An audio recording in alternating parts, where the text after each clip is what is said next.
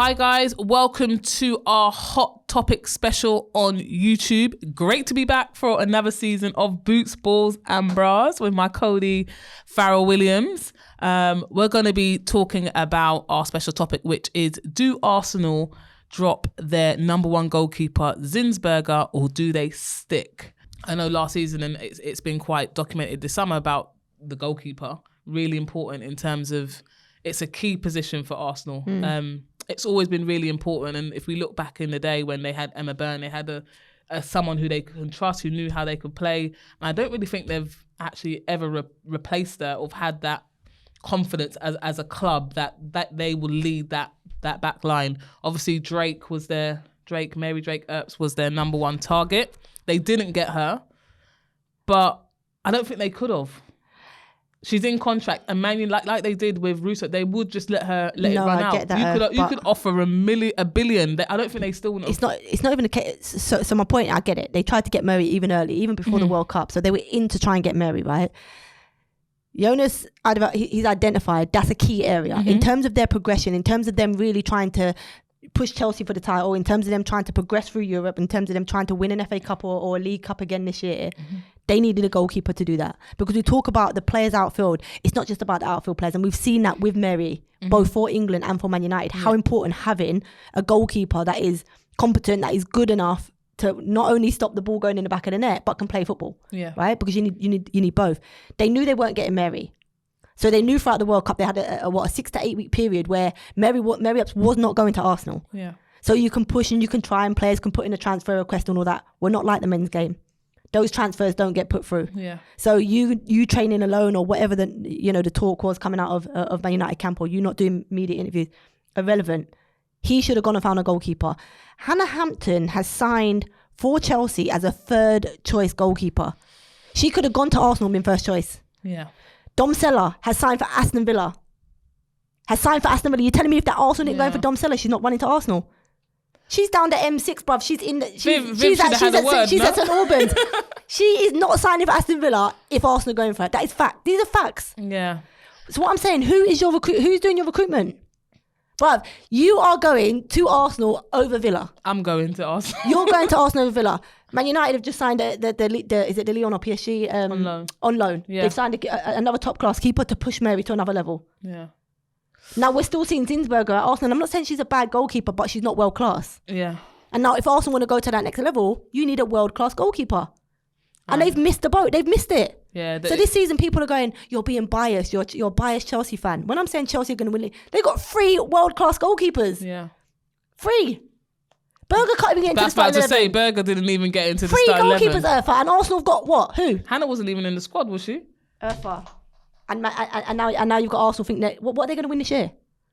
Well, that's a good question, because obviously they're out of the Champions League. They've lost their first game. So what are they doing? Just participating now then? It's just like it's no, but my point is, like, keepers are they are crucial, Earth. Like, we've seen it. We've seen how important they are. Both across the men's and the women's game. Yeah. Like, in general, in football, goalkeepers are key. It's a difficult one, and obviously, like, we've already seen, like, some of the fans' questions that have come in of is Arsenal season over. Obviously, technically it's not, because we've seen, like, Chelsea have lost the first game of the season for the past 4 seasons anyway, so we can't just write them off. But in terms of, like, what is their squad depth, what are they going to bring that's different? Obviously we've got people coming back from injury, but have they got that enough time for those players to return to be able to still have a title challenge? They don't come until January, do they? This is what I'm talking about. Around that sort of time. But even then, did they then go in for a keeper in January? Are they now looking, knowing that's something that didn't... You've got fans, like, if you go on Twitter, fans are now talking about who is going to play and goal for Arsenal. You've got Arsenal fans going, we need a goalkeeper. Okay, it's too late. Because where are you getting a goalkeeper? The league has started now. Yeah. So you've got what you've got. Like, what is the owners thinking? Because you've brought in all this talent. You've brought in, Russo, fantastic finisher, proven in WSL, international as well. You've brought in, what's the name, centre mid? I can't even think of a name. You've brought in centre half, the Swedish centre half. You've brought in all these players, right? But the one key position you haven't filled is the goalkeeper. Like, do you bring somebody in January? Do you try and get a goalkeeper in January? Or do you think the season could be done for them by January? I think the season can be done. If I'm being dead honest, I think the season can be done by January. I think If they don't are not consistent and picking up 3 points each week, and it might just be a 1-0. I don't know, because I haven't seen it. Like I said, I haven't seen any sort of creativity that tells me they're going to go and blitz teams. So defensively, they've just got to be organised. I think attacking wise, but even they're weak in that part, in that field. And I don't think the three at the back works. Definitely not. They need to shut up shop and just they've got the talent that can go out and perform. So I think it's up to them to go out and do that. But so they're playing Friday night, Earth. Does Zinsberger start on Friday against Man United, or does she then get dropped? She has to. She starts again? Well, who else are going to have? Okay, answer me this question. Should she have saved the goal?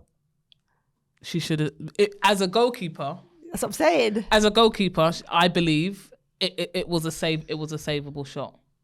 So does she start again? She has to. Even though there's question marks around her. You seen her performance in the Champions League as well? No, so obviously they. Did you see her Champions League performance when they got knocked out? I saw her performance. Okay, so I'm asking you, over the two performances, and I know it's early on and it's to make a decision, does he stick or does he go, okay, we're going to have to replace her? You want D'Angelo and go, don't you? Basically, you're hinting towards it. So I'm just asking the question, because you were at the game. Okay, so let me put it this way. You was at the game. It can't get any worse. So maybe that's what she needs. That might actually help raise her game to another level. Maybe she's too complacent. Maybe she knows that actually. But you know what? They lost Leanne Hall as well, didn't they? Goalkeeping coach. Yeah. I don't know if she was the goalkeeping coach, but she is a goalkeeping coach and was the assistant at Arsenal. Now she's at Villa. Yeah. So has that played a part in terms of her performances? Because she went quite a while ago. No, because she's already been under the decline. She's always been at that before. Right, just checking, because you're the goalkeeping coach, and I just needed to know. So I think obviously there's only so much Leanne Hall could do. There's only so much we can do as expert goalkeeper coaches. We can't. Come on, we can't go out. What do you want us to do? Go out there and play ourselves? No. I think she potentially. I think Jonas is brave enough to change it. Maybe it might be good for the squad, because I don't think it can't get any worse. That's been the level of performance last season. It's been that, even on an international stage, it's been the same level of performance. So it's not something that to say, oh, it's the club or that is the peak of performance. So maybe. So what are you saying? D'Angelo starts? I would change it up. I would change it, because it's not like I'm not looking at it just as in the Champions League performance and then the opening game. Even the one she come to claim and dropped and a bit shaky in front of a big crowd. Let's move on. It was last season, so the performances you think of the champion when they got knocked out against Wolfsburg and things like that. There were big games where she was needed and probably wasn't the one that helped them progress. Yeah. So for me, fans, let us know. Should Arsenal change their goalkeeper Friday night against United, or should they stick with Zinsberger? They must let us know. I'm going with a change then. Are you sticking? Are you twisting? I'm changing. You're twisting as well? Yeah. Okay, cool. Yeah. So we've changed this. We've started the first. Because you know why? Because I know how good Mark Skinner is, right? In terms of his analysis and his details, like small details, even the details they was talking about crosses against Villa and where the goalkeeper moved. They'd already done details on that Dom Sella in terms of how her positioning is. And they done, and you heard in his interview after, and he said that we knew that she overcovers the goal, and if you go back across her, she doesn't really save much. The winning goal come like that. So in terms of his detail going into games, he don't miss a trick. He will be looking at every single weakness in Zinsberger, and I just think it gives him an advantage. Thanks for watching our special edition on YouTube. If you want to listen to the full podcast, head over to Acast.